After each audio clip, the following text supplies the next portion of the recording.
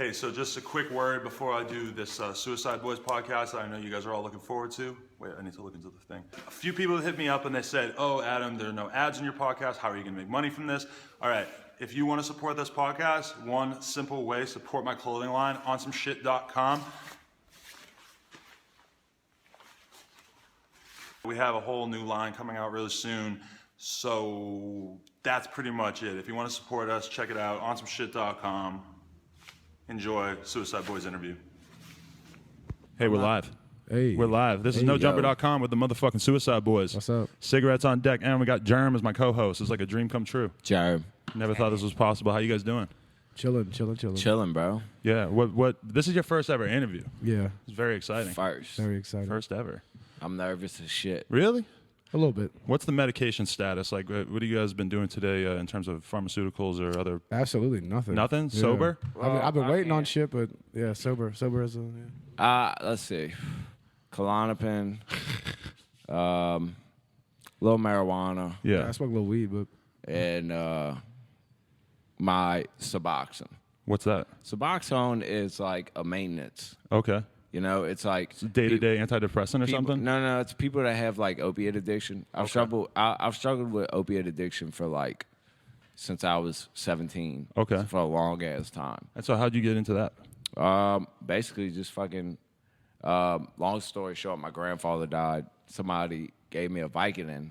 You know, before that I was like completely straight edge, like never fucked around with anything. Right. Somebody gave me the Vicodin, and after I felt how that felt, I just like took off running. Right. Over the years, you know, it just progresses. So you know? when you were young, did you have any idea of like what you might be getting into in terms of doing pills? Do you consider this like a big mistake that you made at a certain point? Oh yeah, absolutely. But it's a mistake because it's like he's seen it. Like I've tried so many times to get off of it. Right. And it's just like it's a battle you keep trying to fight all the time and you keep fucking losing, you know, because it's real hard. Right. But at the time when I was young, you know, like all my role models were like Wayne and shit like that. You know what I'm saying? Like he was sipping lean heavy, so I started sipping lean heavy. And it's crazy when you see a lot of that stuff because you wonder how much of an effect it has on kids. Because I know that shit could have an effect on me.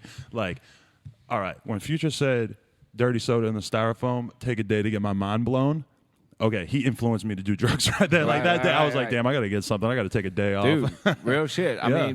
I mean, people that say that, I don't know, man. It influenced me. You know what I'm saying? Right. I got a fucking Fear God tattoo on me across my chest just because he had it on his eyelids. You know what I'm saying? He was, Right, okay. You know, he was sipping the lean. He was doing all drugs. Fuck, I did it too. So Yeah. heavy influence on me with the drug. Was Wayne a huge influence on you as well? to a certain extent. Yeah. Not as much as him, but to a certain extent. Right. Would you remember what the first Wayne album or song that really like hit you was? Yes. What was it? The Block is Hot. The Block is Hot. That was my fucking record as well. We're from New Orleans. Like we were raised on that shit. Yeah. Yeah. Dude, you know what my moment was when I was in fucking probably like 8th grade or some shit. I was in the computer lab. No, I think I might have been 10th grade. So I was like, I walk in and I just see a CD sitting there and it's a fucking Wu-Tang CD. And I pick it up and it's the W, which is like the first whack Wu-Tang album because it was the third album and it was whack. Right. I open it up and it's fucking Lil Wayne, The Block is Hot. So I took that as like a real message, especially because I was in fucking New Hampshire, New England. Like, motherfuckers don't listen to Lil Wayne out there back then. You know, this is very rare. Right. And it blew my mind, and I took it home and listened to it. And even though at the time, like, Wayne was not what he would then develop into being, I was still, like, really taken aback by it. And I think that's why, like, from a young age, I was kind of more It's also influenced by Southern rap. 12, 13, It's also man. that back then I think Block is Hot. I think he was like 15. I think. So I think that's 14 probably about maybe. it, 15. Yeah. He always lied about his age and shit, too. You know? Well, he started off when he was like, they have a BG album called True Story, I think. Right. And he's on there as like It's Baby kind of like a D. bounce beat. It's like you a know? bounce Yeah, beat. yeah, He's yeah. on there at like age 11. Right. Very He rare kills it. shit. He kills it. Rare Like, talking shit. shit to PNC like at age 11. Hey, do you remember when you first saw the Juvenile Ha video? Yes. Because that to me was a huge thing too. That just made me realize how amazing Cash Money was, like real young. I saw the Back That Ass Up video before I saw the Ha video. Yo, Yeah. back that ass up. Because that song, like, you can't even explain how fucking big that That's song like was the at New the Orleans time. anthem, like forever. With That it. song is like one of the greatest songs of a generation. I completely agree because it's like the kind of song you can still hear now. It doesn't annoy you. You're still like, yo, that is absolutely. legit. Man, That's the you song. drop it at a teenage party or you drop it at a Sock hop or some 60-year-old, you know, like get together reunion, and everybody's gonna be getting down to it, bro. Yeah, so like because as a result of the fact that you guys have never really done interviews, I didn't really know where you guys were from. I was trying to figure figure it out, and kind of having a tough time figuring What'd it you out. guess? Seventh Ward. Well, you're always saying I was Smurf, so I thought maybe from Memphis or something. Nah, a lot of New people Orleans. think that though. New Orleans. Okay, New yeah, Orleans. yeah. So tell me about growing up as white kids in New Orleans. Like, at what point did you become obsessed with rap music? And Very early. like, what age? Like, I was like 8. right, because it was the first music you listened to, right? Right, That's the right. boat I'm into. It was like Snoop Dogg and Actually, shit. like I said, I guess I kind of got into it through Lil Wayne and like Juvenile, and then he would show me all the other shit like Fifth Ward Weebie and PNC and all that kind Like of shit. local shit that Right. was hot. But I first got introduced to it from Gangsta's Paradise, Coolio. Okay, yeah, I was huge on that when I was a kid too. My yeah. pops bought me that, but they'd only buy me the edited version. Okay, yeah. At the time. That's crazy because Coolio at the time, like now you look at him, he's like so silly, but he seemed kind of hard at the time. Oh man, did, what? Anybody wearing a blue flannel with the braids twisted up, you were looking at him like, damn, this fool looks like he Man. might kill somebody. Right. Yeah, I grew up like super scared of like gang culture because it just seems so crazy on the other side of the country, you know? What so what from an early age did you feel like accepted in listening to rap music, or did you want to rap right Well, away? Here's the thing. Like, I grew up on. They got this place, the West Bank.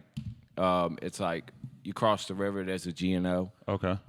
You cross the Mississippi River, and it's considered like the West Bank of New Orleans. Okay. I mean, where I grew up at, it was mixed. But I mean, white people were the minority. Right. So I grew up with pretty much all black friends. So I mean, the whole like dancing. I mean, playing basketball. You know what I'm Right. saying?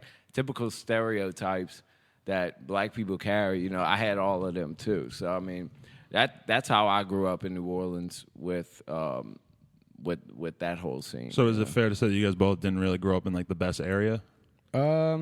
He grew up in the West Bank. I grew up in like The East close to. I grew up in the East Bank, which is like New Orleans. Okay. I grew up like around Fat City, which was like super sketchy. Right. Like my neighborhood was like the first kind of good neighborhood, and Fat City was like where all like the drugs and all that. Yeah, shit was. it's always kind of weird because It's a checkerboard. Like you have like it's a street away. bad area, good area, Right, bad area, yeah. good. One yeah, street is like really good. Just the take one next wrong street turn. is And a just lot of like- people don't understand that because they want to pigeonhole everywhere people live. Like, oh, that's a white area, that's a black Yeah, area, it's that's not a how it good area, works. that's a bad area. Yeah, but It, it's not like it that in just most mixes. places. Yeah, it's weird. Not over there. Like bro, the same yeah. place where it might be like super rich, like literally a block away, is like ghetto as fuck. Do you guys feel like you run into like the stereotypes of people thinking that you're soft or that you come from like a different kind of upbringing because you're white? They can fuck themselves if they do. Yeah, I mean, we haven't really like We haven't ran really, into yeah, I anybody haven't really that's ran like, into like you know any what I'm racial saying? shit before. Right. Like, Half the people, I mean, a lot of people that listen to us probably don't even think we're white. actually, yeah. we've gotten that a lot. People will be like, "Oh my god, these guys are white," Right. and it's like, why does it fucking matter? Do you feel like it's not that big a deal to be a white rapper in 2015? I mean, I get the cliche and shit, but like, I just so happen to be white and rap. So you grab the door. I think Bay's here. You know what I'm yeah, saying? it's just a coincidence. That's kind of crazy because that's changed a lot over the years. Yeah. It has. Oh, shit. Yeah, absolutely. well, to answer your question earlier, just to tie in, like when you said when we first started listening to Cash Money, did we like look up to them? And yeah, I did. Yeah. Like, I wanted to be Lil Wayne when I was 7. Like I was like, but I also felt weird in my own skin because I wasn't that. You know what I Right. mean? I wasn't from the project. So to kind of come full circle is kind of tight. Yeah, yeah. So Did you like at what point did you guys meet and did you start? he's my cousin. Okay, yeah. People His- wanted to know if you were really cousins. Here, all right, yeah. Here's that. My mom here's is that his final mom. answer. Oh, okay. Yeah, they're sisters. Our mom's from the gutter, like of New Orleans. Yeah, so like I was born a year before him. So I mean, from diapers, we've come up together. And how old are you guys right now? I'm 26. 300. 300. You're gonna drop that on us? That's dope. I appreciate that. All right. So, but what about from like a music standpoint? Like, at what point did you realize like, oh, I'm gonna be rapping with my cousin? Well, the thing is, I started playing music at like 7. Okay. So I never really wanted to try the rap shit because I was always kind of scared to and like, what do people think and blah, blah, blah, blah. Right.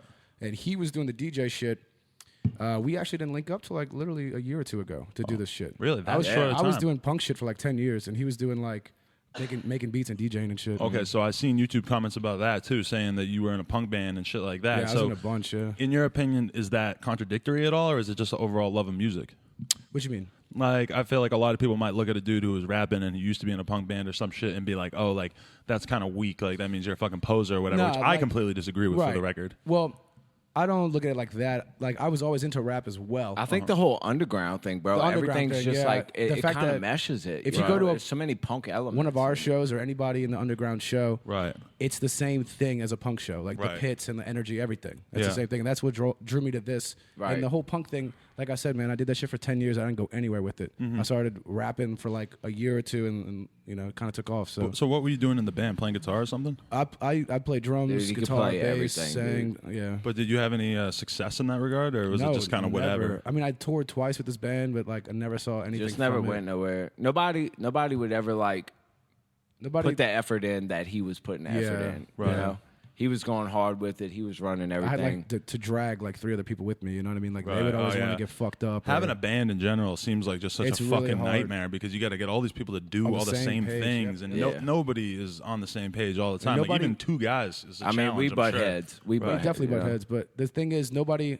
as far as the punk aspect goes, nobody wants to do like the shit that's not music, which is like booking stuff and Right. making merch The and all business that stuff. stuff. The And that's promotion. what's crazy about punk versus hip hop is that in rap it's like accepted. Like you want to make Right. money, you want to do well because most of the people who do it are from a background where they actually need to Right. improve their situation. Whereas in punk rock in 2015, maybe not in the 70s or the 80s, People aren't maybe hungry anymore. Like Right. the 70s and 80s, especially with like in the 80s with the Reagan era, like Right. depressions and shit. Like that was a time and place for it to happen, and kids were pissed off and wanted to say something about it. Nowadays, I feel like people are too comfortable, people are too relaxed, people just Right. there's nothing for them to stand up for anymore. Right. Like, that's why I think like punk is kind of dying. Like Just from the little bit I've seen, I mean, correct me if I'm wrong. I've gone to a couple of shows of his when he was still playing in the band, but it's like it's a bunch of actually like white privileged kids. Yeah. Usually, yeah. that, Like that middle act class, really middle class. gutter. And I They think it's want- always been like that in a You lot of know? ways because Like- if you want to be rocking these leather jackets and having nice guitars and all this shit, it's like you have to have some money to do that. I mean, I knew kids that their dads were doctors, and they would go buy leather Right, I jackets mean- and then Right. like stomp on them with their dad's card to make them look tight. Like, Yeah, man. You know, Yeah. it's yeah. But so, give me a couple of punk bands that you still love. That if you were gonna listen to some punk right shit. now, what you would fuck with? Shit. Like current punk bands? Or No, punk just bands? anything of all time. Spotify. Misfits is probably my number one, man. I mean, not like True. fuck Glenn Danzig, fuck you, Glenn Right. Danzig, but like Misfits. Early is tough. era, Yeah. You know, Minor Threat, Choking Victim. Love Minor Threat. Leftover Crack is a huge influence for me. For Yo, Suicide same. I listened Boys. to Choking Victim like crazy in That's high one school of my and favorite shit. fucking bands ever. Choking Victim. Leftover crack. Yeah. Yeah, that's Left- been yeah. a huge. But Choking Victim was the inspiration. original name, Yeah, right? Choking and then Victim they was before Leftover right. Crack. And that was like mad ska influence too, which a lot of kids Like definitely that don't dirty know crack about rock that. steady shit. Yeah. Yeah, dude. Oh man, I'm gonna listen to that on the way We home can, right we can now. nerd out to that later. Yeah. Yo, that shit was sick. Yeah, fuck yeah. But so tell me, like, you were the DJ early on. Yeah, I started DJing at like 13. My parents had got me for Christmas. They got me like, I don't know, man. It was basically like 2 CD players and like a mixer. I mean, you couldn't even like scratch. You couldn't even like really mix the I shit remember that besides just like crossing over and fading into the next song. Right. But I got into DJing and then I just like, I don't know, through doing parties and stuff like that. And as I got older, like got in the college scene, I got booked to be like a house DJ at certain clubs. And then I got into hosting mixtapes. Oh, okay. You know, like the whole DJ drama, like That Don type of Cannon, hosting? all that. Yeah, Okay. yeah, like with the tags all Yeah, over, yeah, and bringing yeah. it back. Shit. I got into that, and Chopper City from Making a Band. Right, yeah. He had reached out to me, and I linked up Really? with him, and I thought I hit the jackpot. And this is that post time. making the band. Yeah, Yeah, post yeah. Making a Band. He wasn't shit. You know what Yeah. I'm saying? But in my mind, I was like, holy shit. And It so was I all downhill from there. Yeah, I was working a little bit with him and doing that shit, and He fucked them out of some money. yeah, Really? he was fucking me over. Not a lot. Yeah, he was a surprised. bum. He was a bum. Like, Yeah, he was a bum. Jerm kind of looks like him. Looking ass. Yeah, but, and then when I was 19, I was for some reason I was super into like T-Pain. Okay. You know, and I was watching an interview on him, and in the interview he talked about how he made the whole rapper turned singer album on GarageBand. Really? Like vocals, I mean auto-tune, the Production, beats, everything. everything. So literally that night I went out and, you know, I was selling pills and selling drugs. I had the money to go blow. So I went and bought me a laptop, came home and made, you know, my first little fucking shitty beat and shit like that. Yeah. And just kept making beats from there, you know. And then local motherfuckers would fuck with me, and I would just try to get everybody's email in the industry that I could and just fucking In the New Orleans industry. And in the overall. Oh, so you were industry. going and traveling a bit back then, I too? wasn't traveling, but I was just like emailing, like spamming people with beats, Right. if you would. And then So you had the internet hustle as well as the real life hustle? yeah. But aside from that, I was working a 9 to 5 too. So Doing what? I was selling furniture, selling used furniture. Nice. Yeah. That sounds depressing. Yeah, I mean, it was all right, bro. It was all right? I was pretty good at it. I got a little mouthpiece on me. He got fired. He only got fired because of his tattoo. That's Yeah. Really? I worked there 3 years, and they fired me because of my tattoos. But it's probably the best thing that happened because for real though. at that time I was like just doing, the beats and like making little mixtapes where I was rapping half-ass. Right. And I got fired, and that's when he came up to me, and he was like trying to convince me to rap. I didn't want to rap. I fucking hated it. But I were you thought- already rapping on his beats? No, I couldn't rap. Like I was just like dabbling at the time, and I didn't want to do it by myself. That's why I saw something in him, and I wanted him to do it with me. That way, I wouldn't be like alone. So, Right. because Because it takes a lot of confidence to really not only does. make a beat, but also to rap on it and then put it out and not show even people. that, dude. Like the first time I even performed music ever, like I was 13 playing drums in a band, and like I remember the singer like counting off like 1, 2, 3, 4, and I was like just ready to throw up. Yeah. And that's sitting behind a drum set. So Yeah. imagine like with the microphone, all these people looking at you. You could say something really stupid or say something really, I don't know. It's nerve wracking sometimes. But we kind of got to that point. He talked me into doing it and all that, and we just got to that point to where like we were like, fuck it, dude. Like, you know what I'm saying? We're not getting any younger. Like, if we're gonna do this shit, like, do it now. I haven't had a job since I got fired. I haven't Right. had a fucking job. Now I'm But not is that living because good. you were selling a bunch of drugs your entire life, or since Nah, you quit your job? He just like decided, like when we decided this is what we're gonna do, he got fired or whatever, and he just stayed at home and like made beats, just like kept making beats, took care of like what he needed to at home, like taking rides with his brothers and shit like that. But Yeah. And that's the crazy shit is that if you want to make it as a rapper or in music, you have to go into this nerd stage. Dude, really do. it's That's literally what they like don't a understand. full-time That's what job, they don't bro. understand. Like, to get to where we've gotten to in a year, which is like, it's crazy, but I mean, we've put in a lot of work, No, man. we- Like he I- works, I used but to like And people slang- think glamorous work like on tour. No, No, it's like no, sitting no. in the basement, No, fucking watching it's- YouTube tutorials or whatever. Exactly, Yeah, exactly. Yeah, That's how I bro. learned how to do Final Cut. That's how he learned how to do GarageBand. I was watching Yeah. YouTube tutorials. yeah, all self-taught. yeah. So And then after that, man, we was like, if we're either gonna make this happen or we're not gonna eat. Period. actually, what we said was we're gonna make this happen. We're gonna kill ourselves. Yeah. That's what we said. Once you make it, you're gonna kill No, yourself. No. If, we If you didn't. yeah. I mean, if this didn't happen, 'Cause if I don't- Suicide Boys didn't I don't want to happen, work a 9 to 5 job. Yeah, I'm blowing my I've fucking slanged head pizzas off, bro. before. Like fuck that. I don't want to do Yeah. that shit. Like, It's a dark life. You know, it really is. I It's- don't plan on it not working, not to bring negative energy or have a plan B, but like It's to do or say, die. It's do or die. Right. If it didn't happen, I'd Right. blow my fucking No plan head off. B. I mean, Because I don't want to live my life going through the same shit every day to work. I'm not doing that. To work like 8 hours a day just to go home and just because like I've worked a 9 to 5 like I said, and like halfway through the day you're like, damn, I just want to go home and fucking sit down and watch TV. Right. And that's not very Because it sucks every ounce of energy. Right. out Oh of my and you. that's God. not a great. Yeah, bro. That's not a good thing to think. Like all I want to do is go home and watch TV. Right. Like fuck, and that's real. No, fuck that. Like literally the worst thing that you can imagine is being in jail. But working 8 hours a day doing Pretty something that much- you don't like is damn close It's to it. damn close, dude. Because you're gonna go home. It's not like you have 8 hours you sleep, 8 hours you work, and then 8 hours you can do whatever you want. That's the ideal, and that's kind of what you need to do if you want to fucking make it or whatever. Is you have to find time in your spare time to work on your passion or whatever. Right. But at the same time, I mean, that shit, if you're even just sitting there, like you were saying that you're selling furniture or whatever, it's Right. fucking mentally draining. Absolutely, like it drains man. you of your It's fucking like, is this- creativity and I started getting to the point where I'm looking forward to like moving up in the company and shit. You know what I'm saying? Like, Yeah, like, oh. I'll be a manager one day. I'll right. And that's I'll be. then you're stuck. it takes away from you as a person as well. You become like just this. Like, became a when you see a zombie, bro. FedEx guy, do you wonder like what that guy is like? No, you don't. It's just some guy delivering a package. And, Right. and that's how I felt even when I was a little kid. When I was 15, 16, working at the grocery store and I had that fucking apron on, and I would be looking down at myself because I always had like a real strong sense of like, I need to be doing something that matters, that I care about, blah, blah, Right. blah. Right. And then I look down at myself and I'd be like, I am a fucking drone right now that Right, is just right. hired to, Right. to act like something I'm Right. not. And, Exactly. and that's how I appeal to everybody did else, you- and that's how I feel. What did you do? Just doing the grocery store shit. I sold women's shoes at Sears when I was like 17. All kinds of bullshit. How did on some shit come about? Like when was your point where you were like, fuck this shit, I'm about to do it? Well, yeah, this is good because the No Jumper audience definitely probably don't know about this. But when I was like, so I was selling drugs and doing credit card scams and fucking playing Holy online shit. poker when I was like pretty much since I was like 18 to like 22. And then at one point when I was playing online poker all the time, I was always looking at this one rap blog, and I was always looking at a BMX like message board, like a forum, and it just hit me in the head. I was like, yo, I could run a blog exactly like this rap blog, but do it about BMX. Yep.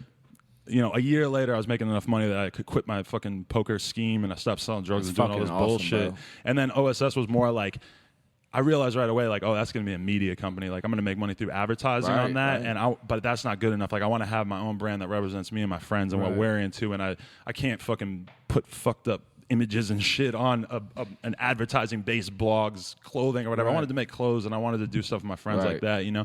And so for now to be at this point where I have a store and shit is just like, mind-blowing. Straight up like mental, like fucking willpower to like just envision shit and just keep working until you get there. You know, I'm right there with you, man. Like we're very heavy into that, like speaking it into existence, So like for real. energy. So's Jay. Yeah, So, like yeah. the universe, shit like that. You know, law I of was just attraction, listening man. to a fucking Nick Cannon interview on Combat Jack, and he said the exact same thing about why he's successful. He's like, you know, I spoke these things into existence. It's swear true. to- No, Nick it's Cannon, really not that bad. Actually, seemed kind of cool from this interview. Bro, when me and him got together and we said that shit, like, okay, we're about to do this or we're not about to eat, like, we both at that time had really gotten into the whole law of attraction and the secret And you know and what? shit like that. Whenever we do, sometimes everybody has negative moments. Yeah, And absolutely. Whenever we do, or like he'll get stuck in a funk and he's just like, Right. you know, surrounded by negative energy, you know, negative things start to happen. You know what I'm saying? Fuck yeah. It just seems like things just start falling apart, but that's because you have like this negative visor above your eyes and you're looking at all the negative shit. Right. Yeah. You can find the silver lining in everything. You can. Right.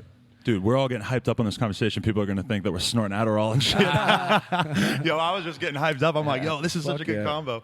Yo, but I mean, that's for real, dude. But Like, that's really what's is, good though. It about really me is. and him being like a group, you know, rather than individuals. Is like We can check if each I'm in a other. funk, Right. you know, he can pull me out of it. If he's in a funk, I can pull him. He's out like of the it. only person. Like there'll be several times where like he can sense when there's like something wrong with me. You know what I'm saying? And we'll talk about it and shit. Like it's that's- so good to have somebody else to bounce ideas off, because like that's when things really changed for me with the business, is when I got my friend Alfredo, like started working with him all the time, because he's a super like motivated, driven person. And then all of a And sudden, that's what you need, bro. Yeah, because I'm more of like an artist, like creative type, where I Right. have ideas and like I want to create content and stuff, and he's more like he'll sit in front of the computer and do the fucking taxes, and he does not mind. Wow. I'm you and he's Alfredo. Yeah, that's, Okay. that's insane. That's what's Yeah, up. yeah, But wow. that was good, because then I started like all these ideas that I had that I would come up with, and all of a sudden I had somebody to talk to about them with, and just be able to be like, yo, like put the idea in his head, and all of a sudden it's not just this thing in my head, it's an email. And if we fuck up, then if we don't do anything, then I would feel like, oh, at least I bounced it off somebody and worked on it, you know? Right, And that's right, important, right, because if right. it's just shit floating around in your head,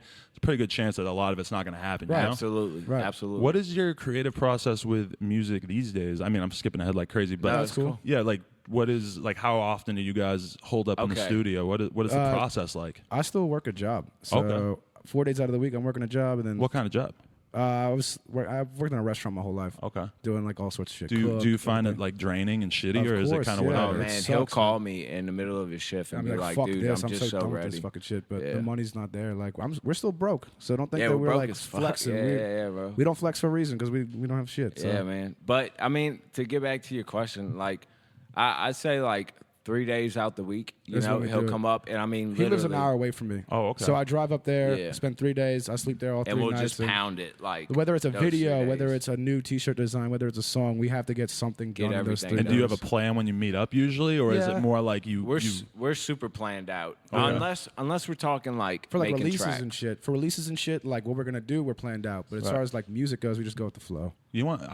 Heard something. I keep bringing up Future, but yo, this is something that motivated me. And I never said it on the podcast, but I was listening to an interview with Future about how, you know, his first album did real good, and then his second album didn't do as good, Honest.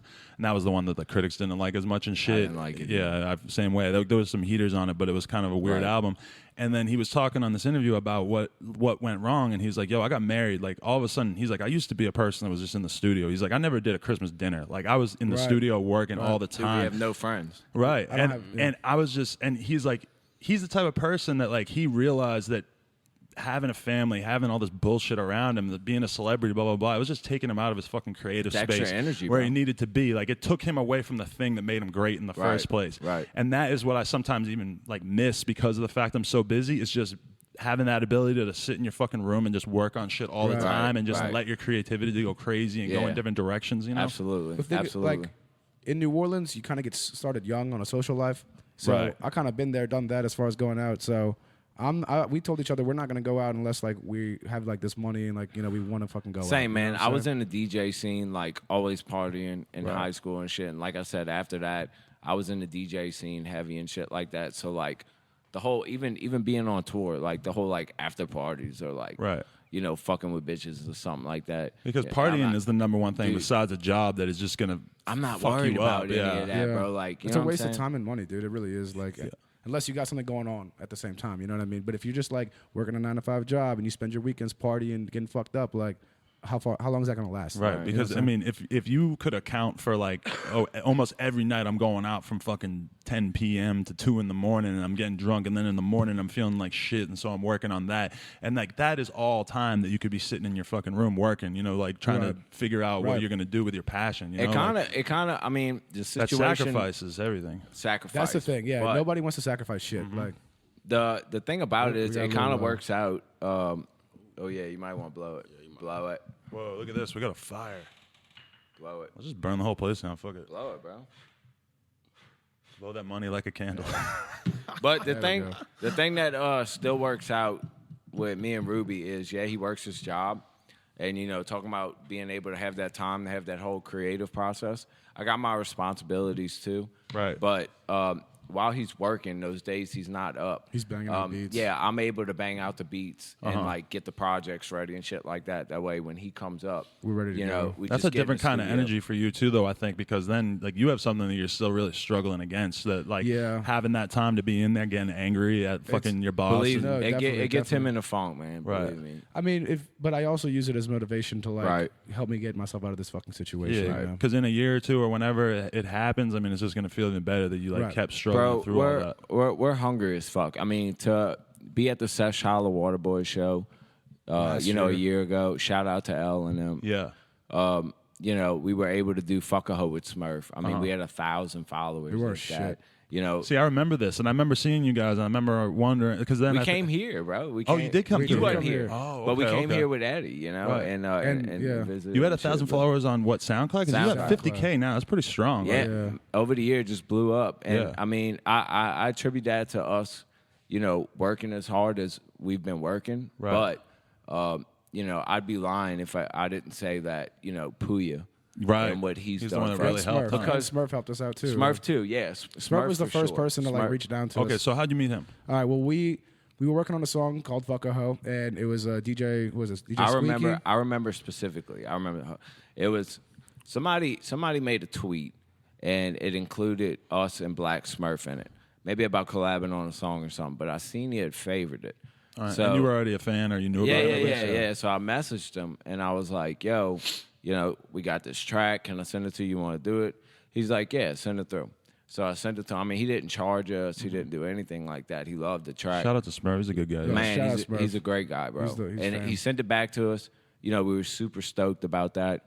Put the track out, and then we hit him up, and we were like, "Hey, you want to do a video? Like, we'll drive to Memphis and do a video with you." And then, Smurf off- was like, "Nobody does that." Exactly. You know what I'm saying? Like, Off that alone, he was like, "Nobody's ever hit me up to do shit in real life. Y'all are the first Really? people." to do Yeah. that." So that's why So, he like, really fucked with us. That goes a long way for It really sure. does. Like that, Yeah. that connection is different. And than then the after DM that, that's combo, when he you know? contacted us and was like, "Yo, y'all want to ride with me to Sesh Holla Waterboy show, and we'll do Fuck a Hoe." Yeah. And he gave us that opportunity to touch the stage and do that song with him, and then And we saw like we were sitting on that show. Nobody knew who the fuck I was. Nobody was telling me what's up. 'cause Oh, yeah. They didn't know who the fuck we were, and I remember hating that feeling, being like, man, I don't want to be this I don't guy in wanna the feel this. background. You know what I'm Right. saying? You want to Fuck prove it. yourself. Yeah, fuck this. Like I can do this. another shit hunger too. thing, Right. And it was just to see like Zay and Bones and Chris Just to see and the all them crowd and Eddie screaming their lyrics do back their at him. I thing. was like, And seeing fuck, how far yeah. they've made it in a short ass inspirational, period of bro. time. Super. Even to Definitely. see Jay and Smurf and all of them on The stage. first time he saw Jay, he was like, "What the fuck does Jay Green?" Because you gotta say, I've been listening to Jay since like 2008. Oh, I've really? been knowing Okay. about Jay for a long time, since like Codeine Dreams and all that shit. And he was on Traps and Trunks Yeah. and all this shit. So I've been fucking with Jay for a long time. Introduce yourself, Jay.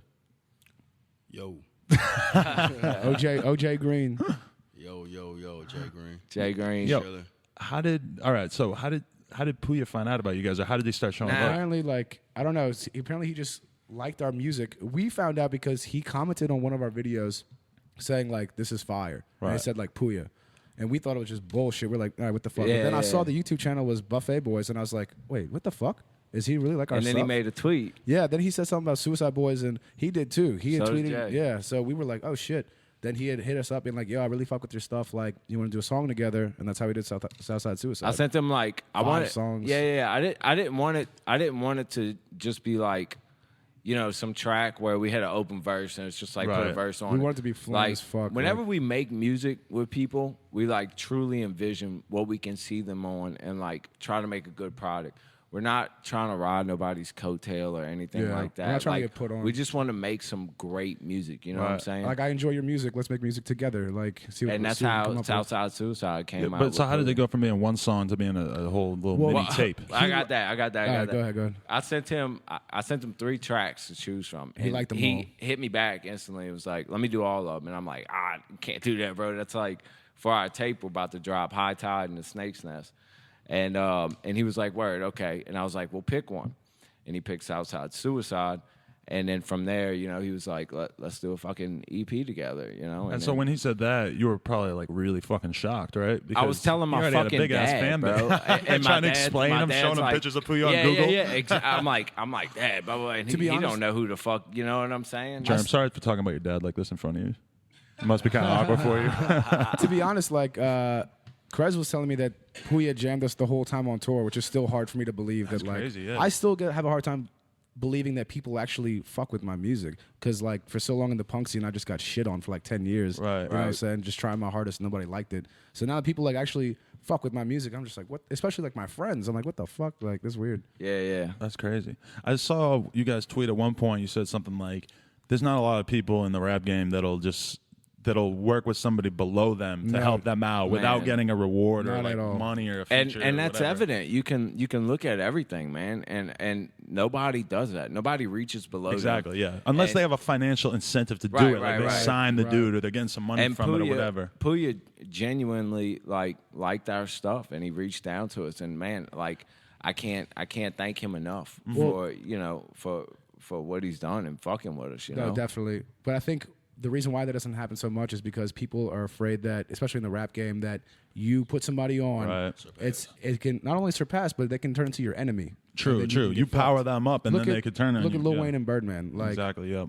So I think that's why that doesn't happen so much. Is there's a lot of snakes in the industry. The thin line between love and hate for Oh, sure. Yeah, Oh, absolutely. And one little thing goes wrong, and all of a sudden it's all thrown away. right? Yeah, and that's like, so would you describe that as like the biggest thing that happened in terms of you guys like really starting to get your What, follow Puya? your fan base up? Yeah, Yeah, Definitely, absolutely, definitely. absolutely, For man. sure. Nice. Absolutely. He opened up like this whole audience for us, and like a lot of people found out about us through that one song with Puya.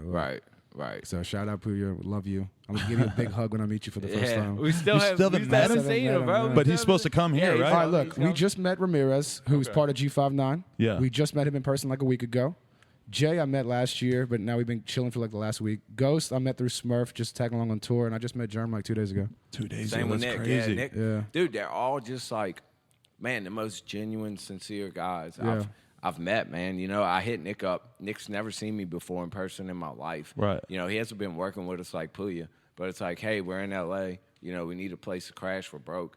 And Nick just fucking Not even opens his blinked an door. eye, Like, yeah. no hesitation. There's like bro. 6 of I us mean, sleeping on his floor. Like he doesn't. And he give a just got fuck. that place like 2 days ago. Yeah, man, that's they're, crazy. they're all great, man. I mean, Germ, I can't sing their praises enough, bro, because they're really good, genuine people, bro. Dude, Really. that's amazing. That's really good to hear. Like, you know, nice, kind-hearted stories. Hey, all the kids out there, if you're an aspiring rapper, hit up Puya, hit up Nick. They'll let you stay at their house. All of you, every single last one of you. I have his number if you guys want. Yeah, we'll put Puya's phone number on the screen right here. 555. Don't call after midnight, depending on what time zone you're in. It'll be fine.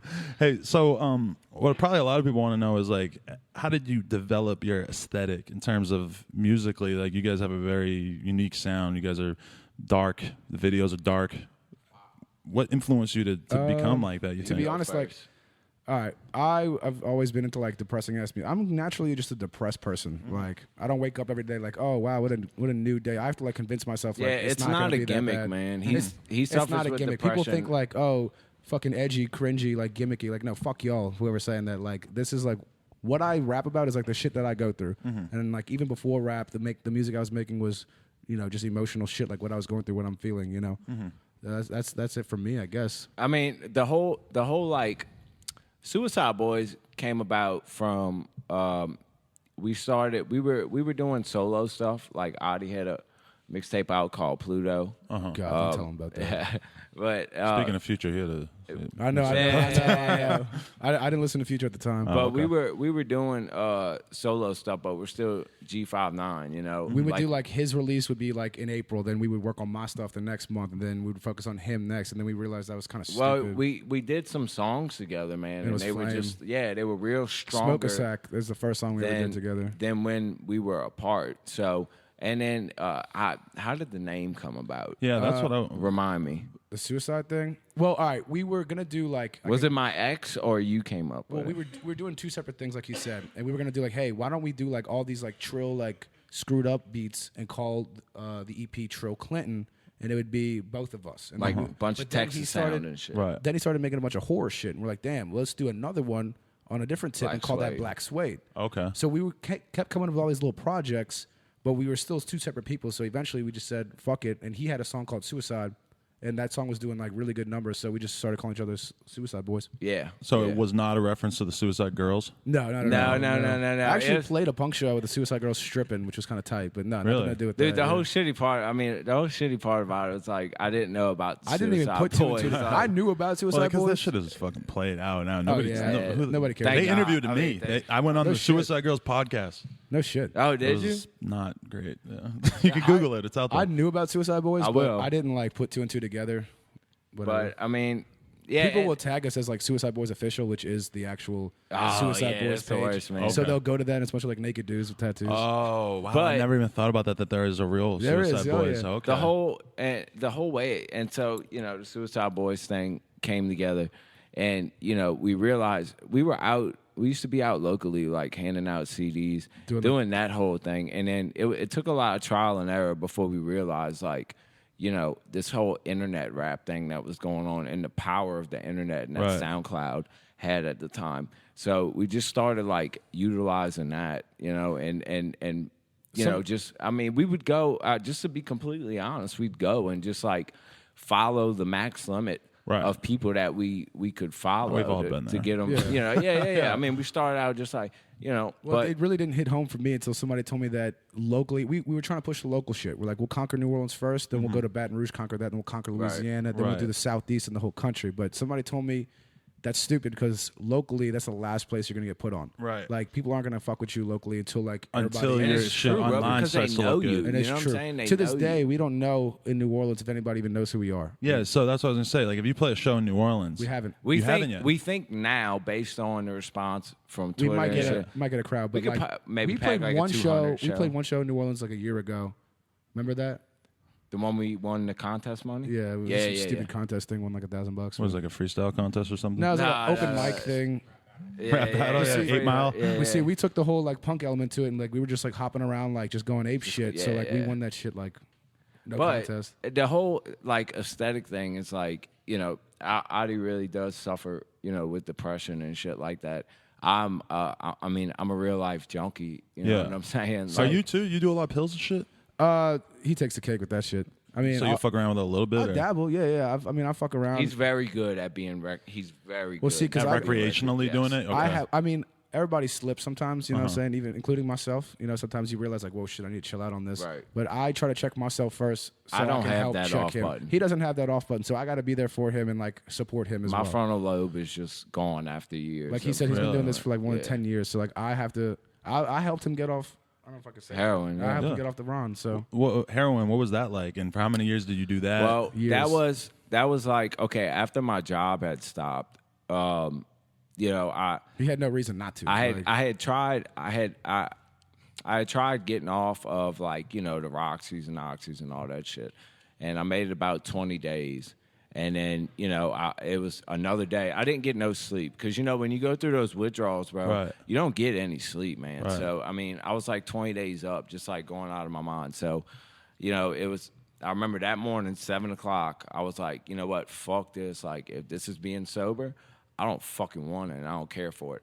and I went out and I got some Roxy's, and I was able to do that for a couple weeks, but they started cracking down on pills. I don't know if anybody remembers. I remember When that. they fucked up the FDA coating on the oxys. Yeah, they started fucking around. So I knew I'm what gonna was sound gonna like a junkie happen. too because I know that. But I knew everybody was going to start moving to H, and sure enough, that's what It's cheaper. started. Always, It's cheaper always. and Where I'm cheaper from, and stronger. everybody Where you dying from like Boston area, like in Yeah. New Oh, Hampshire, yes, in New England. yes. Yo, just the other day, a kid I walked to school with died of fucking heroin overdose. Yeah, Yeah, I've bro. all known the like time. literally 20 people like my age that have died of overdosing. Yeah, I There's got a a huge couple heroin friends that problem in passed. New Orleans. Right. But Huge heroin problem. Shout out to BG. Shout out. Yeah. Free BG. I moved up. You know, of course. I mean, you can't get your pills, bro. You got to do something. So Right. It's easier. It's It's easier to cheaper, and get, right? stronger. I got that, and you know, I started snorting it, and everything. I'm what you call a function addict. You know what I'm saying? Like I'll be able to. I'm not gonna be ducked out, passed out somewhere. Ignoring calls and shit. I can function. So we're doing our thing, and I'm doing Ron. You know, I'm snorting it and all that.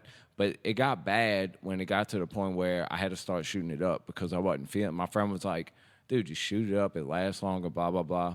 So it got to that point, and I mean, shit, man. First time you shoot heroin up, you know what I'm saying? I refer it to as like talking to God. You know, It's that crazy. I mean, I can't explain it. You know, besides getting a morphine drip at the hospital. Right. You know what I'm saying? But you can barely remember that shit. But yeah, I started shooting up, man. It got to the point where I was shooting up like 5 times a day, and I wasn't doing music anymore. You know, I was just like I became a hermit. Like the only time I would leave the house is to go meet my friend by the gas station, buy a gram a day, which was like $200. Have him shoot 200 me a up. day? Yeah. Holy shit. Have him shoot me up because I couldn't do it myself. Really? Go home and duck out, and you know, it got to the point where he was like, "Yo, bro, like if you don't quit this shit, we can't. You know, we can't not do gonna this." do this shit. Right, So right. what do you have to do to help him? He just really I gave just, me my like- space and supported me. Look, the thing that I told him is that I'm never gonna judge you for it. Yeah. I'm never gonna like get mad at you for like slipping up. I just don't want you to lie to me. Right. You know what I mean? You can slip up. I'm not gonna be like, what the fuck, dude? You junkie. I'm never gonna do that to you. I'm not gonna judge you. Everybody does what they do. And I've lied to him a lot, but Well, there was a point it's where hard. he was lying to me, and then I told him like, look, if we cross this bridge one more time and you lie to me again, like I straight up been done with Suicide Boys. I'll Right. do my own fucking thing. Like that's it. I'm done. I gave you your chances. It's hard though, bro. When you're an addict and you're in that position, Right. You know, people say, "Oh, just be upfront with me," but that's very hard. He It's would very cry, straight hard. up. He would cry, like it's very hard. Because to be at one upfront. point I was like, well, "I'm your fucking cousin. You've known me for life. Why can't you just be honest with me?" And he would cry, being like, "Because even though I don't want to hurt him. yeah, I he want to didn't disappoint him. Exactly. When did you feel like you actually were safe and you weren't going to be doing H anymore? He went through like me and his dad kind of made him like sit on the couch and just go through the shit. You know what I'm saying? Like just go through the withdrawals, and then he got on the Suboxone, which helped a lot. Okay. So that's like the Suboxone it's is kinda like a methadone, right? But it's It a blocks your- a newer version, opiate blocker, and If he it was just to do H, he would not feel it if he was on Suboxone. Right. And it keeps you from feeling like shit. Like all those chemicals that are so unbalanced in your brain now, because of that, it takes away the cravings, you know, just because when you come off of that shit, man, you just feel empty. You feel like Right. something's missing. I mean, it's very hard to describe to someone if they haven't been through it, you know what I'm Right. saying? And I've been through outpatient rehabs. I've been through a bunch of stuff, and the only time I've seemed to be good and steady is when I'm on a maintenance like Suboxone. Because I've even tried getting off Suboxone, and I mean, granted, the rehab did it wrong when they tapered me. They tapered me way too It quick. was really fast. I had like what, like a month? tremors. Yeah, they tapered me down within a month, and I was having tremors and shaking and all that shit again. Really? But one day, yeah, I do hope. You aspire to one day be able to like leave all the Absolutely. I pills don't want the behind? kids or anybody that looks up to us To think that heroin's cool. to think that like what I'm talking about is like, I'm just trying to be as genuine as I can, because when I talk about it, yeah, I do have a love for it. Him You know? bragging. He's not really bragging about being a junkie. He's just accepting himself for who he is. And like, I have a love for it. And I do aspire to like one day fucking, be when completely we're comfortable off enough this and we shit. don't have to like keep grinding and making music as much as we are Right, now. but right now we'll I send got him shit to to some do. fucking nice. I can't afford to be some sick. nice California rehab center where he can get his dick sucked and get off. the Right, fucking- That's right. what I was gonna say though. Is like, do you feel like a struggle in terms of like, on one hand, your music is your art, and you want to talk about what you're going through and what your life is, and on the other hand, you don't want to be talking about some fucked up shit and No. glamorizing it for the kids. Nah, because no, my we little, said- my go little on. brother, honestly, shout out my little brother Slim Slim Gucci. Gucci. He's a little up and coming producer. He's part of G5 now. He produced our latest To video, Have and To Have Have or To Have Not. 13 years old. He listens to it. He's a big fan of our music. He understands it. You know, he knows what I'm talking about, where I'm coming from. Maybe because he knows me personally. Right. You know what I'm saying? He knows I'm not this like fucking bad guy that's like this, you know, horrible junkie that'll go and steal from you and all this But were shit. you at that point where you were a piece of shit? Yeah, stealing from yeah, people and shit? absolutely. Like, we used to stick people up. We used to rob them and shit like that. Like, we'd post ads on Craigslist. People come by with cash to, like, Psych. buy an iPad or something. You know, they just come rob in 'em. and, yeah, we Hit just a lick. fucking dark the lights out and take what they had. Damn, that's crazy. Mm. Damn. But I'm open with him about that. He knows Yeah, he that, knows you know? everything. Like, and as far as the music shit goes, we told each other like we weren't gonna hold back. Like, we're gonna express everything, and whether people take it the wrong way or not, that's on you. Do you feel Yeah. like kids do take it the wrong way sometimes? I mean, yeah. I mean, look, I had a line in Fuck the Population song where I said, burn a cigarette in my wrist. That's that seventh word shit. And now I get Snapchats like all the time. People like burning themselves with cigarettes. Really? And I told him, I was like, look, do Yeah, it you if gotta you want to, but just be careful because like you careful. can Yeah. fucking you can burn your veins and that's not good. Yeah. I'm I not- mean, but most of it, Because man, basically, I think people like us so much, if I may. I mean, not being egotistical, but because they can relate on us, relate we've to us actually- on such a deep, personal level. Right, because what right. we're talking about is like really deep and strong and shit that grabs you, not just in the bottle, popping clubs, or I'm better than you and you ain't shit. Right. Like, We we're try on to- some like real. So the support has been like people being like, dude, if it wasn't for your music, like, I wouldn't have gotten through this day. I wouldn't have gotten through this year. I wouldn't have gotten through this. I wouldn't we have used to gotten through fear that like, oh shit, what if like somebody actually does kill themselves listening to our music? But we've actually gotten a lot of the exact opposite reaction. Right. People saying like, yo, dude, my mom died last week and y'all dropped that It's mixtape. like, and, damn, I'm like, not alone. Right. Yeah. And that's the good thing too is that there's at least like 40 years worth of musicians addicted to heroin making Right. music that Yeah. there's plenty of other dudes out there that they could look up to as well. I mean, And there's really no emotion in rap, and that's something that we try yeah. to provide. Is because like, hey, at the end of the day, even though you think you're a superstar, we're all fucking human, man. You do feel sad sometimes, like you do feel angry Yeah, sometimes, like. absolutely. well, it's interesting too, since this is an underlying theme, is that with like Future, like he's a huge mainstream rapper that talks a lot about doing pills and stuff. But I don't think a lot of people catch on to that though. But no, I think they no, do. some of No, it. mainstream wise, I think they do, and I think that's why Future has this like. Remember how Lil Wayne was just popping when he was flooding and he was on Right. drugs and shit like that? I think that's why, even though Future's on this mainstream level right now, he's talking about that shit where like, you know, I'm not gonna give up the dirty for you. Yeah. You know, like I've been in that situation. Like when he says shit like that in the song, I'll get chills to where Right. I've told a girl like, I'm not giving this up for you. So yeah, I think along with his catchy ass song. Yeah, I think people do catch those lines and relate to them. I think people on do, a but- subconscious level. I meant more of like radio listeners. I don't think they're just listening to it. For His the big beat. hits usually aren't the ones that are directly referencing drugs. But then again, the album is called Dirty Sprite. Like, I mean, Right. But That'll at the go- same time, like, it's weird because lean is not looked down upon that much, whereas it's like very similar chemically to doing heroin or to doing Xans and all this shit. It's very as far as like on the scale. Let's say heroin's up here. Yeah, because you tell me, You know, I've fucked around a leans. little bit with lean and popping Yeah, pills, but sure. I don't really know. I'm a it. pharmacist. Yeah. Yeah, he is. Heroin's up here, lean's right here. Because you're talking codeine in it. You know? Okay. Codeine's not that strong. I mean, for It can- fuck's it can sake, get- yeah. it comes in Tylenol 3. Right. You know? So, I mean, and on top of that, you got promethazine in there, which is, Finnegan. It's like some stomach medicine, but it has that hydrochloride, that Benadryl and all that NyQuil has in it that makes you sleepy, So, yeah, it's not that bad of a drug. I mean, as far as It like can get bad. It's different. Yeah, right? yeah. It It can can, get, I mean, they've had people that die off that shit. but- I got to a point when I was sipping where I didn't want to sip lean anymore. I just wanted to sip straight hydrocodone. Right.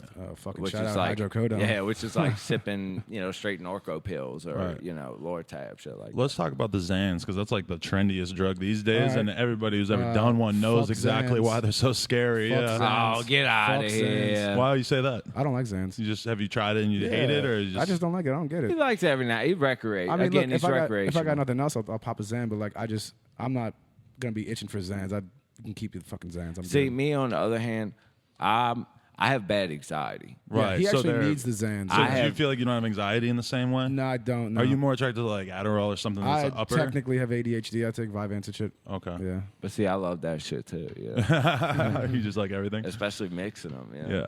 But I mean, the mix. One time, yeah, that's fucking. Once you're doing the Adderall and the Xans together and shit, and you're just flying. Oh, I've and done it's it so just, much. Oh my god, that's scary. I probably did that once or twice, and it's just. Adderall and drinking is pretty crazy. Xans pretty much. Really? Yeah, because you don't like get tired of drinking. You just keep. Well, it's the same Right. thing as drinking on Coke. It's No, yeah. see, yeah, like it just is, snorting yeah. Coke and then drinking and snorting Coke is a different ball game. Right, right. But it's crazy because drinking and snorting coke is like every fucking person in LA all the time. That's just so standard, normal Right. combination that it's almost like you forget that like you put them together. I forget what the fucking drug that is formed when they come together, but it is way more powerful than doing either one on their own. Right. Right. You know that, right? That, Yeah. like it turns into a different chemical together in your brain I once was you reading some combine shit about all that, alcohol yeah. and cocaine. Yeah, it's crazy. What man. would you say to like some 16-year-old kid out there who probably like sees a lot of people as friends and shit doing Xanax and doing this kind of stuff? I've actually told them before, like, stay away from that Yeah, shit. same here. Same here. Like I've told him that too. I'm not prescribed Xans, but when I can get them, you know, I get them. I try to keep myself at a safe point to where I don't get hooked on them.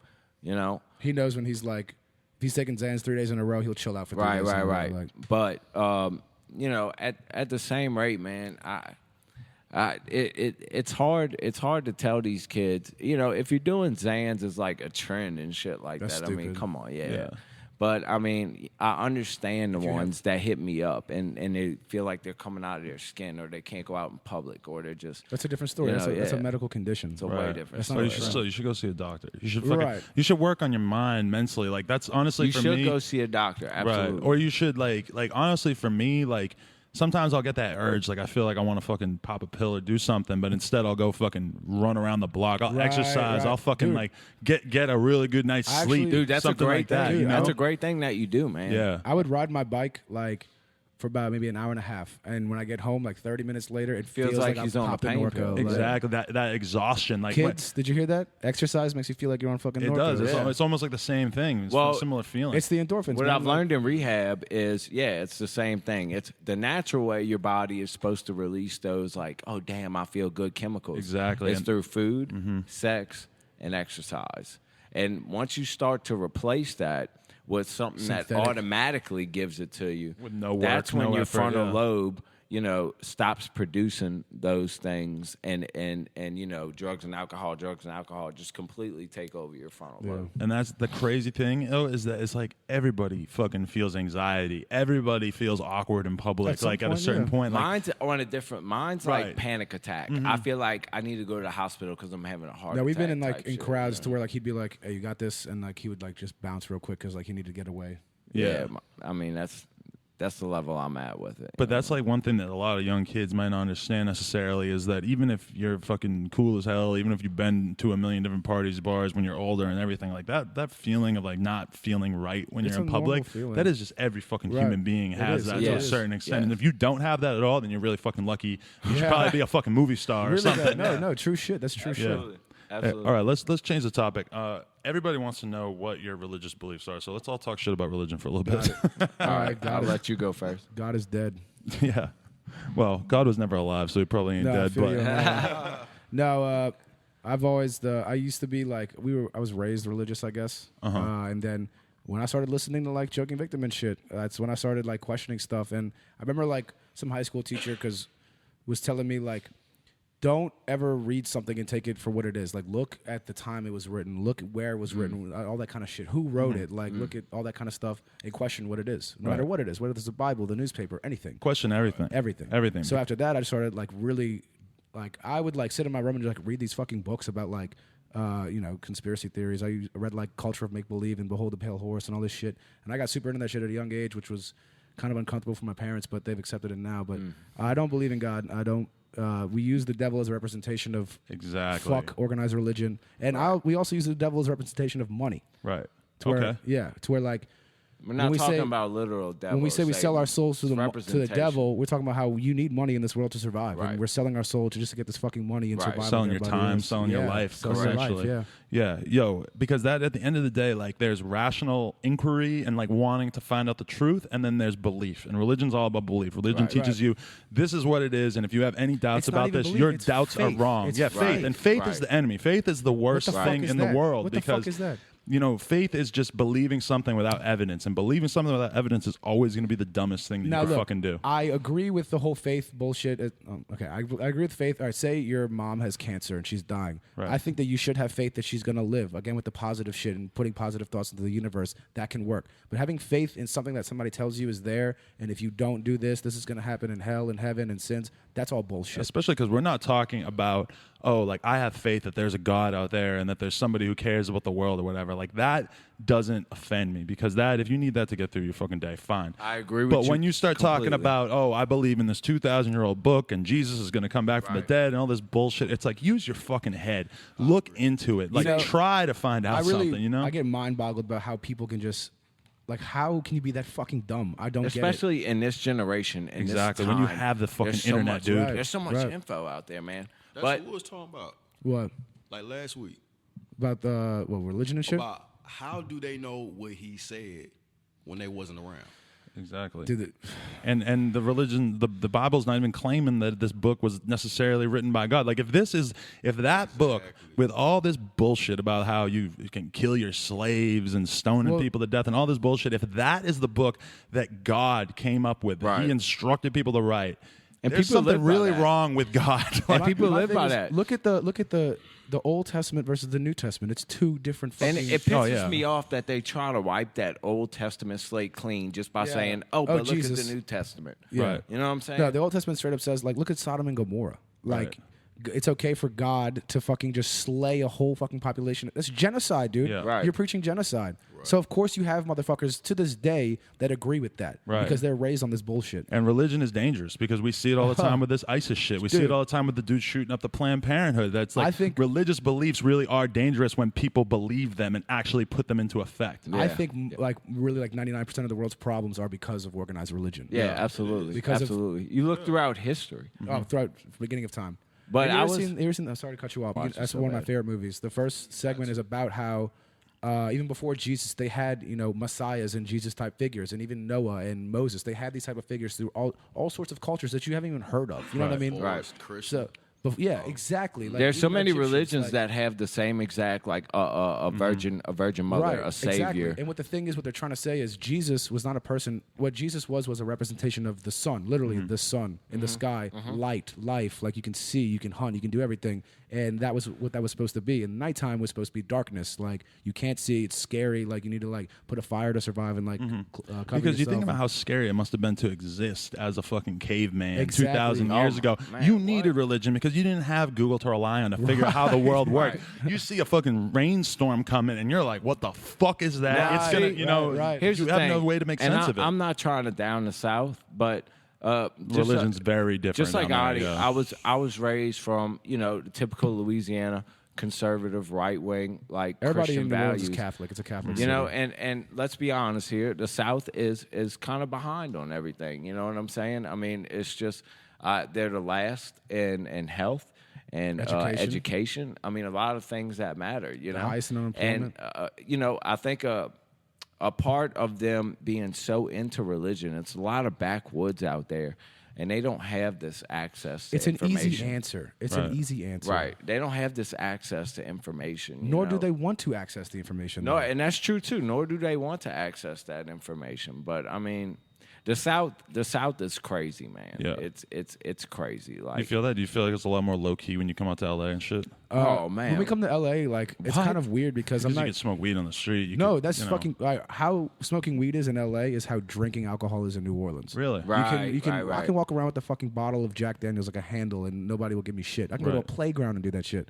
but you got a weed Yeah, dude, you charge. be an alcoholic I've been in the arrested South in twice for weed. Louisiana, and you're okay. You know what I'm saying? But you smoke weed. Oh my God! I got you're a arrested junkie. twice for like 2 grams. Right. And I was facing 5 years in jail. And any- let's talk Right. about cigarettes. Oh yeah, and even there, yeah. Like Cigarettes are cool. Like way Andre more 3000 dangerous. said, marijuana's illegal, but cigarettes are cool. I mean, Yeah. like Louisiana. Correct me if I'm wrong. Is #1 incarceration it is place in the world. In the right? world. Yeah. In the world. I mean, Yeah, and you know what's crazy though is back to the religion thing. It's just that like I got a fucking devil head tattooed on my hand. I got a burning church tattoo on my arm. It's symbols that are Yeah, let me see the burning church. yeah, yeah. symbols that are anti-religious are like.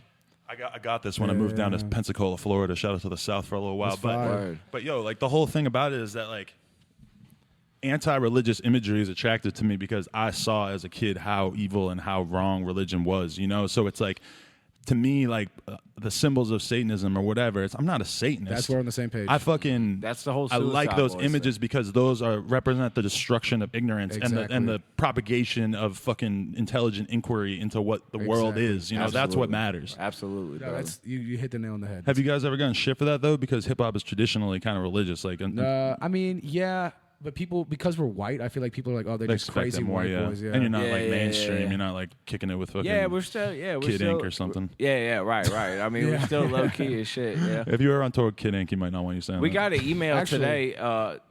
Coincidentally, we got an email today. Like I said, we mostly get support, but we got one today talking about like, are you guys serious with? I believe this person's sibling was a big fan of ours, and I'm not sure if this is true. I hope it's He not. didn't say what had happened. Right, he didn't say. So I don't know if it was a joke or what, but you know, talking about like basically making it sound like they Killed themselves? themselves, and it was But he didn't because of actually our say that. music.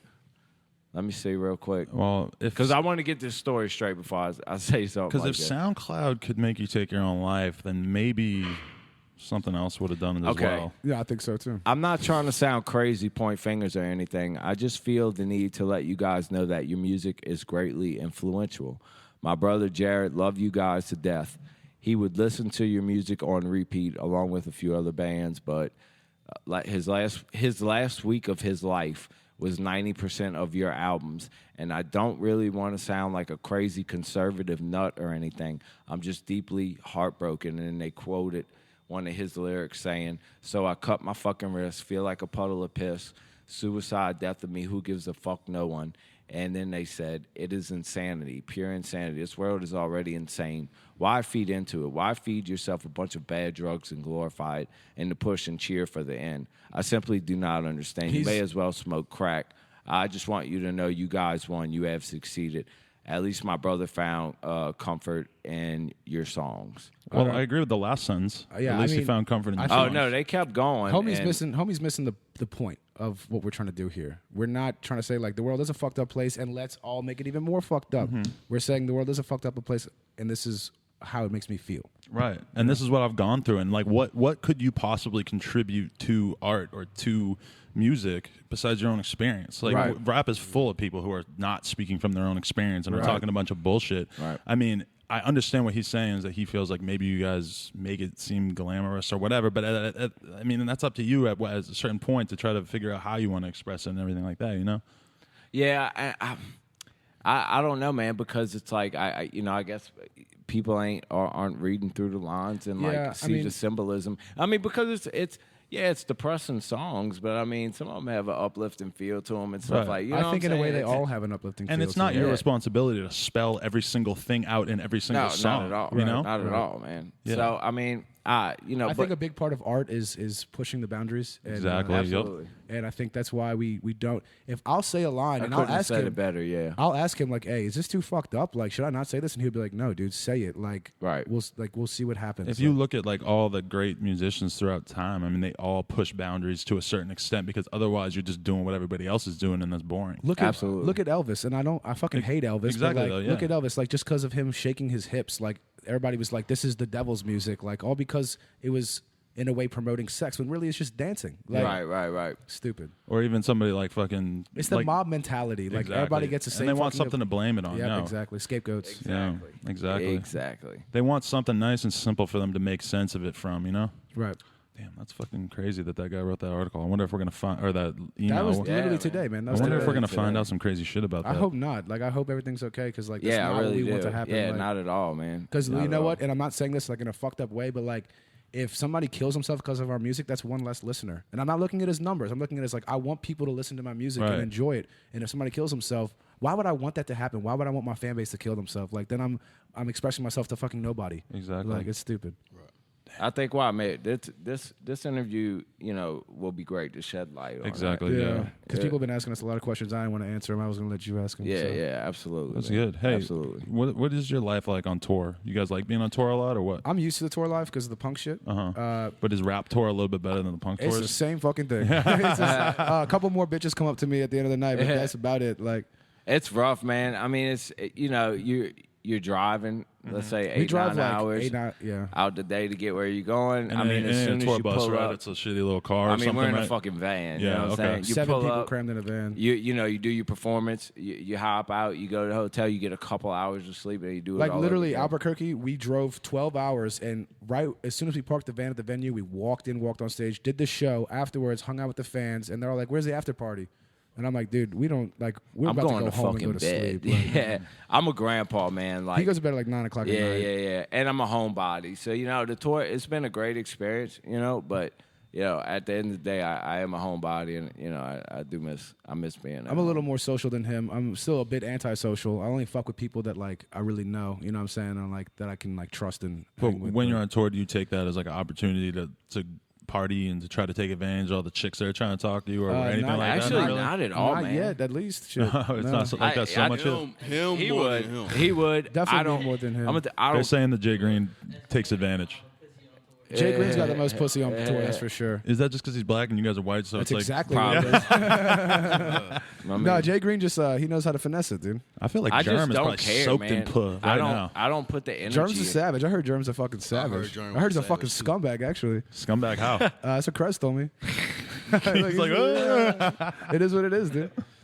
No, the way he is with drugs is kind of like the way I am with bitches, to be honest with you. Yeah, man. Honestly, it's too much energy, dude. Like I don't. He doesn't give a fuck, but I don't do. care about like going chase after you, girl, and do your little get. Like, sure, if you came up to me and you say, "Hey, I want to come back to the hotel with y'all. I want to have sex, and then I want to roll." Cool, we'll do it. But other than that, man, I'm not going. That's what we're all trying to You know what I'm orchestrate. saying? I'm Yeah, just, right. I don't care about it right now. You know what I'm saying? The pussy is just.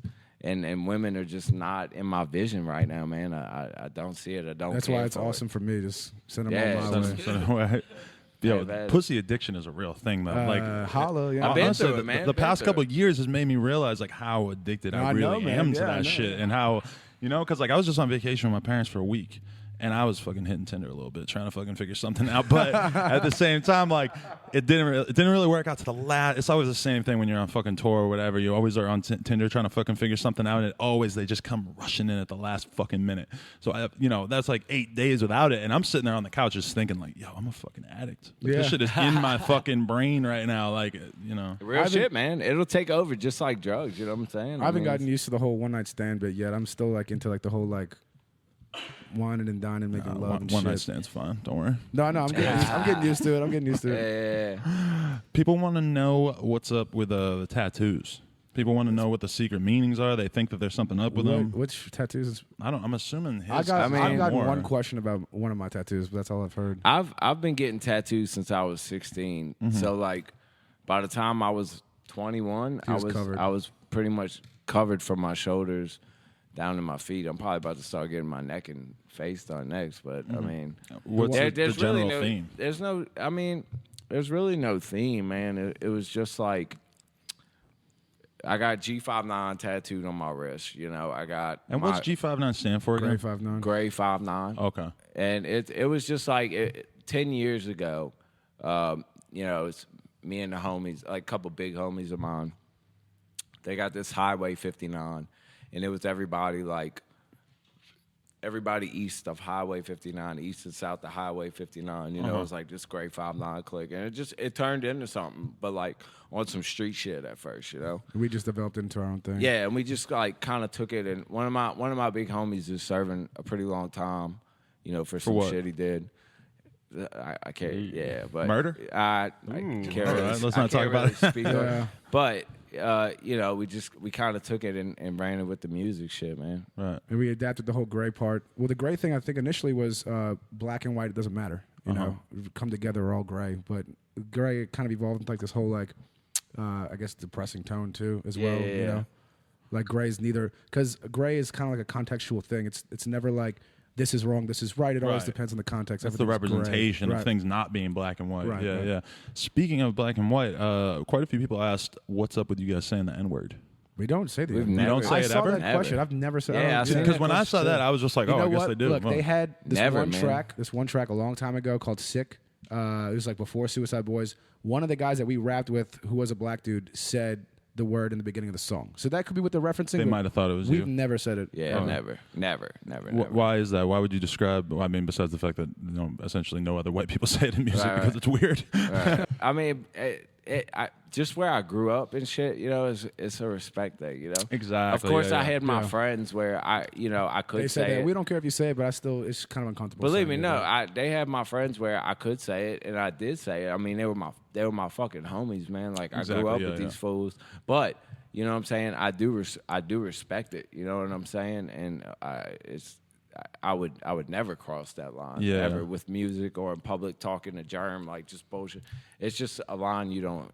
To me, it's like I want to be consistent. So even though if I'm like sitting around like my friends or whatever, like they wouldn't care if I said it, but am I going to say it around your grandma? No, 'cause I feel like a fucking asshole. Actually, And it's I like, feel more inclined to say it around somebody's grandma than I do my own friends. Really? Just to make her feel uncomfortable. Like, and it's like, I mean, like 50 years ago, people tend to take for granted like how far our country and everybody has come in terms of racism. It's like right. to Actually, I don't us. think it's really been that far, though. You know what I'm saying? Yeah, Like, exactly. It's still kind of fresh in fucking a lot of people's right. memories I mean, that shit was because only like 50, 40 years ago. Like, exactly. Yeah, it pisses me off when people, especially living in the South, man, when they're like, "Oh, slavery's been in it and all that." And it's Right. like, man, No, but it's it's not. it's It's so not. much more than that now. You know what I'm saying? It's so systematic and like the everything remnants else, of it but- are still around there. Like you can't tell me that if me and Germ are born, that you can't tell me that I don't have a better chance because my Exactly, skin tone yeah. is Definitely white. has a better I have a chance, better definitely. chance at anything in especially life because being my male, skin tone being a is white male man. as well. Like being a man has something to do with It's, it as well. it's the white privilege, and that's shit, part man. of being like a white person, especially at this point in time, is like being able to accept that and admit that and say Right. like, "Yo, I don't agree with that, but that's how it is." It makes me we, sick. I We hate need to it. do things as a people to like.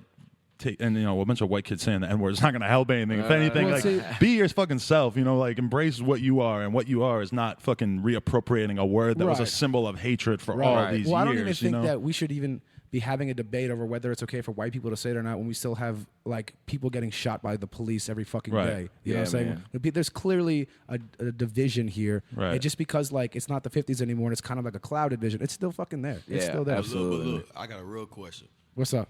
Is it okay when white people say it when they rapping Yes. their favorite rappers rap? Yes, I totally We think asked so. I that. We agree. asked that in the I van. agree. I We do asked it. that in the You know van. what? When I agree. If I'm trying to hype you up during a show, I'm not gonna sit there and like pull the mic away when you say the word. You know what I'm saying? Like if I'm in Right. the moment, I'm gonna say it. Like, I it's- noticed though that I think I was watching Bones rap like somebody's lyrics the other day on stage, and he sort of like pulled the Pulled mic away. away a little bit because it's like it would be weird to have the camera all up in his face and he's fucking Man, and I mouthing truly it. understand that. Right. No, And it's that's definitely an very awkward thing, respectful. but like I do it just because I'm in the moment. I'm just like screaming his Yeah. lyrics. I'm gonna say it. Like I'm not gonna. But if we're like in the van, like he's saying, you know what I'm saying, we're jamming out bumping the Keith Keith or or some something, shit. Right. you know, then like, yeah. If you're singing the lyric exactly, like I could be around a bunch of black dudes, and if we're playing Chief Keef and I'm fucking rapping Yeah, the lyrics, right, like that's right. not.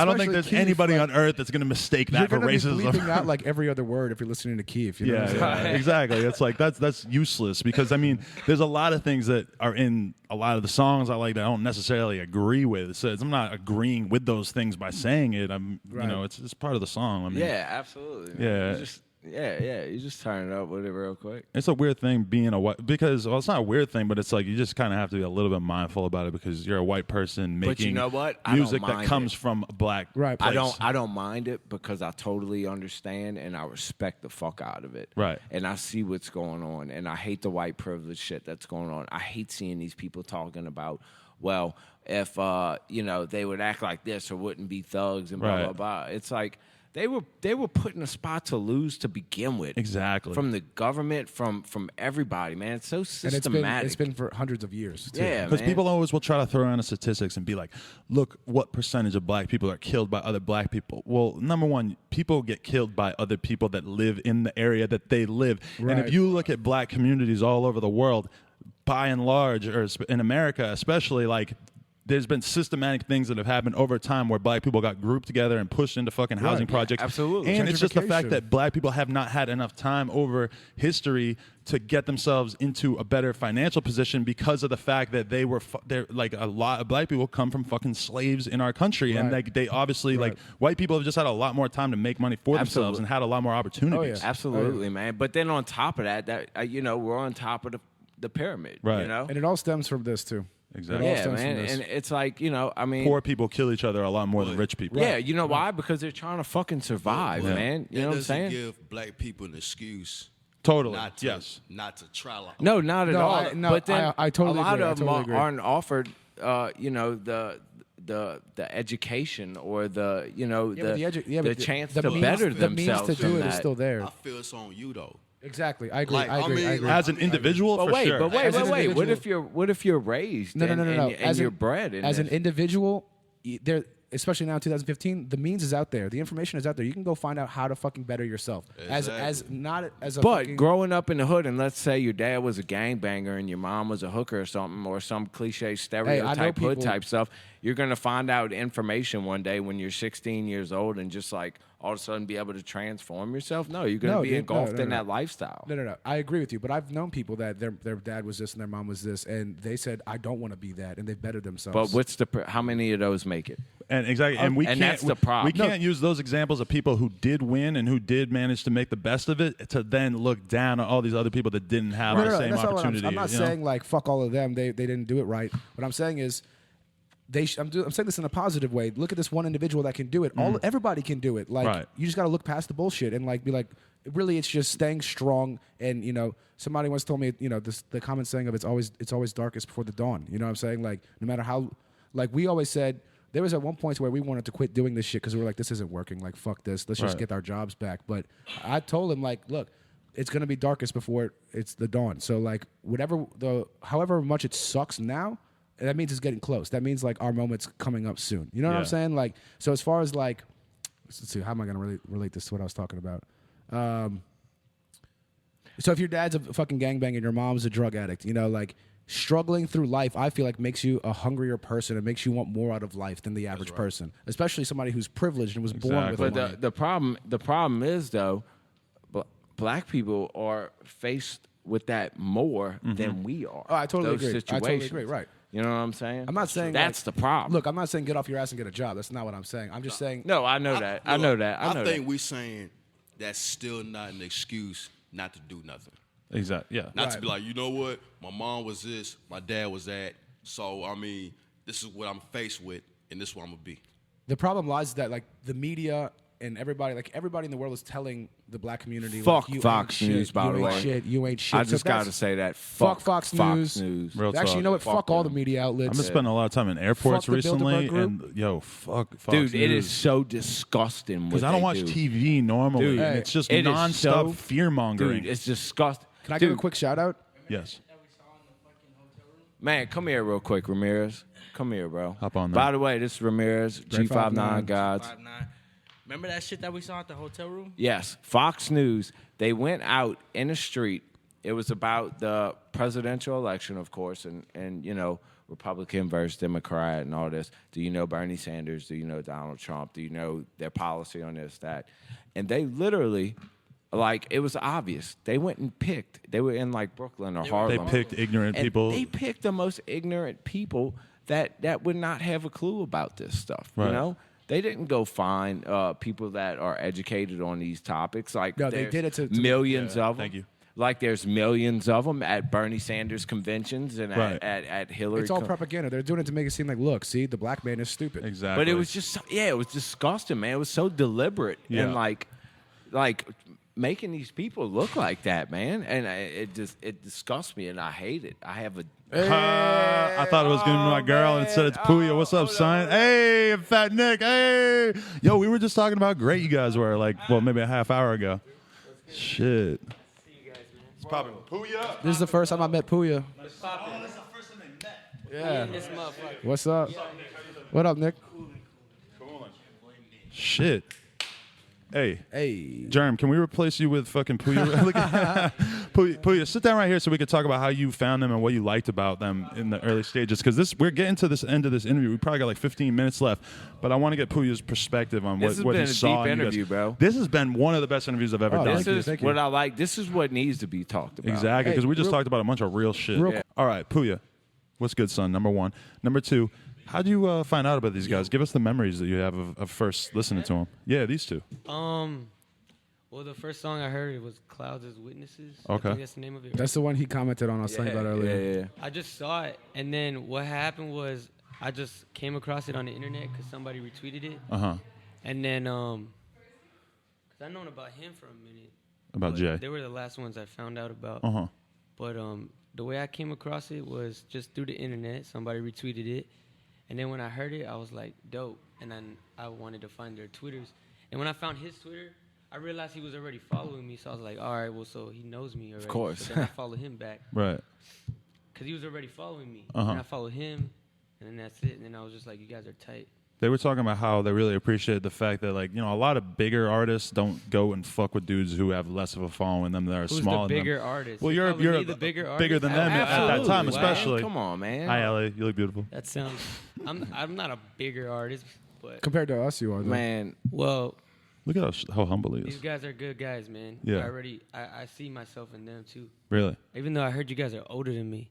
yeah. I'm This is 300. true. You guys are old 26. as- You guys are old as shit. He's 300, so He's that's 300. way older He's than you. 300. That Nick on the way was like, yo, guess how old they are? I'm like 19, 20. Uh-huh. He's like, they're 26, but they old.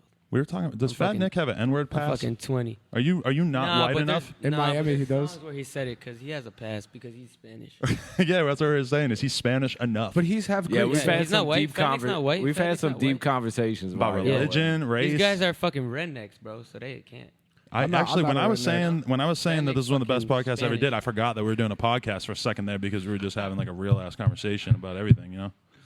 Nah, man, I actually just met him right now. Just Yeah, now, no, that's literally crazy. just now, Time. yeah. So you gotta. You got a fucking use that. moment, yeah. Fucking, That's you tight. captured the first time me meeting him. Yeah, man. It's pretty rare. Coolest podcast in the world. That's pretty coolest. fucking I gotta rare, thank man. Puya too because you're, I think, the second most viewed podcast I ever did besides Word? Ian Connor, Yeah. Oh, tight. which is good. If you're Yeah. gonna be beaten by anybody, it might as well be the king of the youth, right? All right. My girlfriend at the time was here. She wasn't my girl. At the She wasn't your girlfriend at the time. That's probably the biggest thing that's changed with you since the last podcast is now you have a girlfriend. Yeah, How's that going? it's good, man. Nick might too. I don't know. Nick got a boo boo too. Her name's Chanel. I wish you guys could see Her him name is smiling. Chanel. I love my girlfriend. She's cool, man. Coco. She's loyal. Yeah, Yeah, she's yeah. loyal. Good for you. That's all that matters. Loyalty. So yeah, the bleach the anus thing. Yeah, I mean that was one of the stipulations. But I mean, people think I'm just like this big like serial ass eater. You know what I'm saying? Cereal. Where I like go around and just fucking bend bitches over, open them cheeks, and just I don't think he's fucking, eaten ass since that video. Yeah, bro. Really? Yeah. Yeah. I mean, fuck. You want me? I've done it once with my ex. You know what I'm saying? And then, like I said, it turned into like, oh, Scrim's this like serial Fucking ass ass-eating eater, you know what I'm monster, saying? Amazing. Yo, we're about to hit the limit. The card's almost full. Word. We got to do the shout outs, the goodbyes, and stuff. Shout out. Okay. Goodbye. Who do you want to say shout, out to? Who you want to shout? Shout out Blackout. Shout out Stunner. Shout out Navi. Shout out Six Foe. Shout out Tenchi. Shout out the fucking Bohemian Club, the Bilderberg Group, the fucking Council on Foreign Affairs. 9/11 was an inside job. Shout out to all the Christians that we offended with this podcast. Suck a dick. All right, shout out to the Masons. Shout out Puya. Yeah, shout the fuck out Puya. Shout out Black Smurf. Shout out Buffet Buffet Boys. All Shout that. out Jay Nick, Green. Jay Green. Ramirez. Ghost. Goes. Fuck you, man, Ghost. Goes the fuck you, man. Oh shit. Hey, shout out the best up and coming producer in the underground, Slim Gucci. Yeah, we had Jerm Hey, we over got here. a show tomorrow.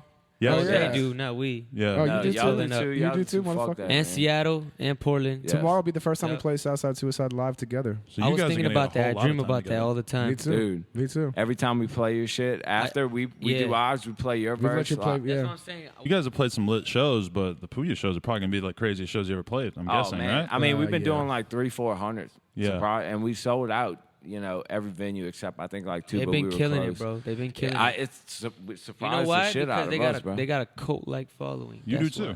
Your shit is crazy. That's Yeah. why. That's when I saw them. When I heard them, I already knew. I was going through Puya shit after we did the interview, just told you. liking tweets that had Puya in them, just so that they would look at my profile and see the interview, and it was like That shit works. mind blowing. You know what's Shit sad works. though? Shit The works, sad brother. thing is that our mixtape together has the most views, just because like, oh, well, Puya's on it, let's see it, and that's a sad thing because their new mixtapes are way better than all the shit I did with them. But you did the one with them like 4 months ago or something, Yeah, right? but that shit sucks compared to their new You shit. think? I don't appreciate know, it. I man. appreciate it. But the one we did with you is hard as fuck. Yeah, so bro. Your new shit is fire. Thank They you. drop mixtapes like every fucking day, bro. I can't even get a song out in a year. You know? It's crazy. So shout All out right. to the fucking Suicide Just Boys. hungry, shout bro. out Puya Buffet Boys. All right, I gotta end this, but yo, thank you so much to you guys for doing this interview. It was fucking Bro, awesome. Thank you, Thank Adam. you, man. To all the people out there, No Jumper. Check us out on SoundCloud, YouTube, iTunes, the coolest podcast in the world. Twitter at nojumper.com. We did an interview with fucking Puya and Fat Nick that was lit as fuck. We interviewed Ian Connor, Gangsta Boo, motherfucking Black Cray. Which one? Oh, Antoine Dixon, Eddie Baker. Shout out to Eddie Baker. Eddie Baker, shout out Top Eddie. 5 dead or Shout out alive. Chili Sosa. Shout out Yeah, Chili yeah, Sosa. Fat boy, Eddie Baker. What's up, man? All right, thank you very much, guys. Appreciate Adam. it. All right, Adam.